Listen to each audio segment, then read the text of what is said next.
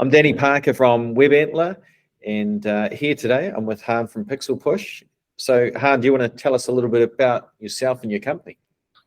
Hi, Pixel Push we're a creative studio. We work with agencies, businesses to communicate their stories really through design, motion, and animation. Yep, excellent. And so today we're obviously talking about how brands go off into different markets and some of those differences that happen as well.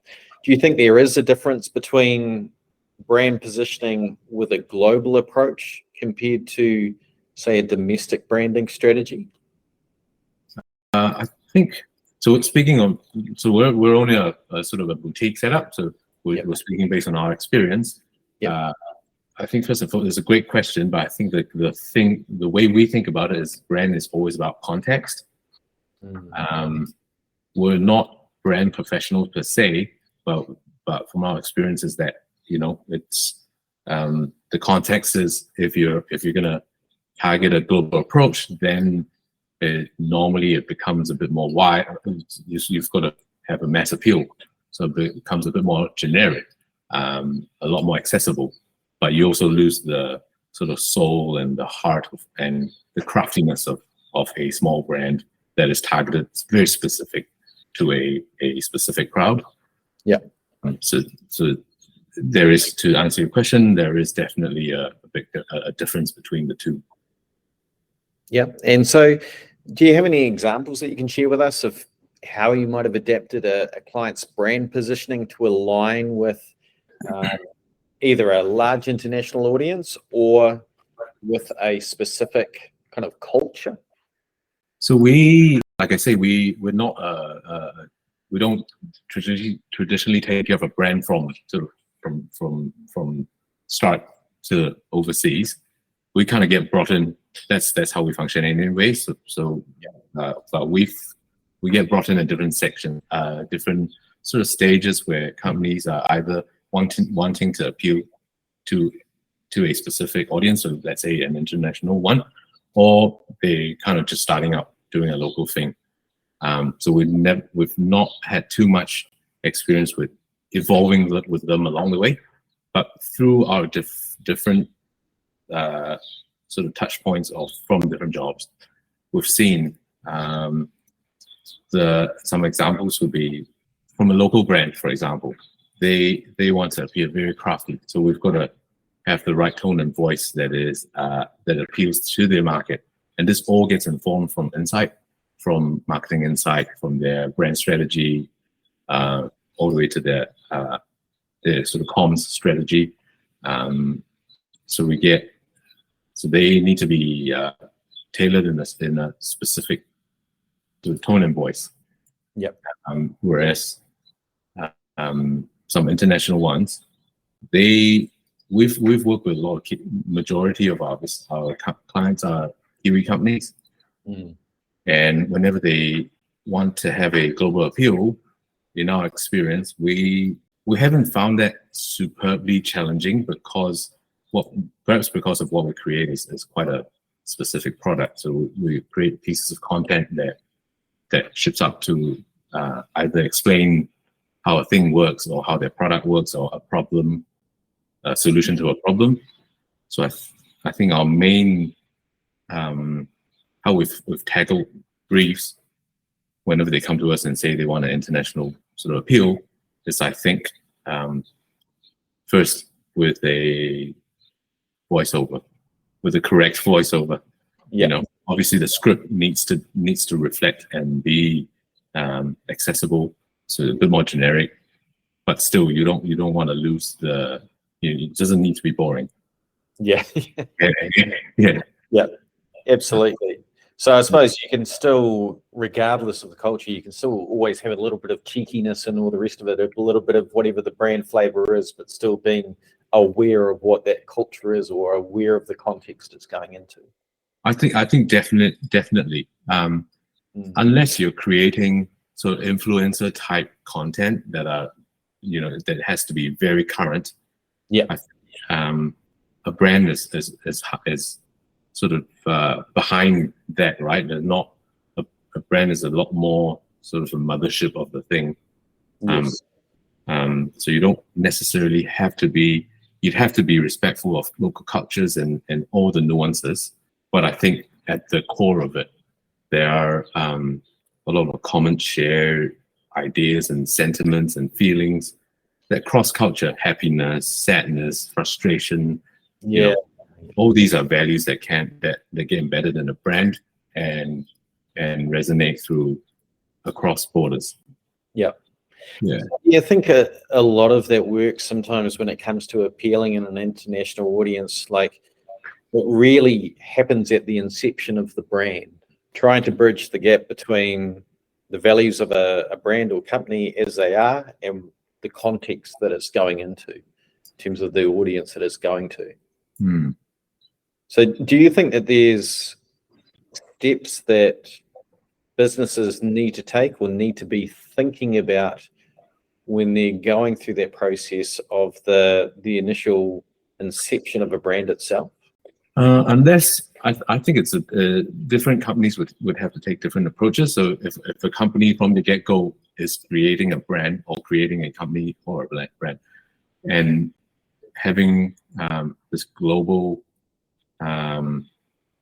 outreach in the very inception of its company, then obviously it has to have all these strategies in place. But again, how global, what does that mean, right? You can't just create a global brand. Say it's got to start, I think, we think anyways that it's got to start from a solid place, and you've got to be authentic to be able to ship out. Rather than let's create because if not, you become a too generic brand with not. So then you lose that. Still got to be able to say something, You've still got to stand for something. Yeah, you've got to come from somewhere. Have you had to navigate any potential cultural sensitivities or taboos when positioning a brand in other markets? Whenever we get a brief, we always make sure that this part of what you've just mentioned, these sensitivities, they all get covered in a brief. So we always ask for okay, what sort of language is correct to use or not appropriate, or any. So part of the process, our creative process, there are checkpoints that allow these things to be checked off. But obviously, we often get that passed back to the client, and then they would have to do their checking and research and insight. Yeah. Have you ever had to make brand or creative adjustments based on feedback from a international customers or an international market? How do you mean? Do you mean adjusting an existing piece of? So basically, we've had to come in and do work for a company where things may not have gone in the right direction from like the message resonating with an audience, or through a campaign yourself or through a process yourself found that maybe the type of messaging isn't really resonating with a particular market, so needing to delve deeper in terms of that particular culture. No, to be honest, no, not yet. I think perhaps how we function with sort of campaign or project based. So if a project doesn't seem to be sort of the exercise is not going in the right way, I think then the next exercise will get engaged with a new set of brief. We'll just treat that differently. The learnings will get transferred to the new one. Any assets will get moved on to the new one. But yeah, sometimes if it's as simple as, for example, tweaking a few scenes and sort of changing a few voiceover lines, a little bit of creative change, that's all good. But most of the time it just gets carried on to the next one. It kind of sounds like through your process as well that you have quite a few checkpoints along the way in terms of just being able to really check in and go, is this actually right? Is this actually going to hit home, with the market that you're going into? Yeah, I think so, particularly because we run, like I say, we're a creative company, but our output for a lot of times is a video. or design content. So that you can say that's sort of a production process. So any production process, once you start the machine, once you start the design, the sort of production process, it's hard to redo and hard to revise. So with all these steps in place to make sure that the checkpoints are all okay before we move on to the next. Yeah, absolutely. So from your experience though, is there a lesson that you've kind of learned along the way, and what are the best practices that you would recommend to other businesses that are entering other markets? I think there's a couple of things we sort of learned along the way, and still be learning as we go now. I think one of them that stands out is the reminder of trying to stay authentic and be genuine. I think because each brand, you'd have your, the buzzword is the purpose. What's the purpose of your brand? Or as buzzwordy as that may sound, I think each brand or product has their own unique purpose, and that informs a lot of our creative as well. So when that aligns, if a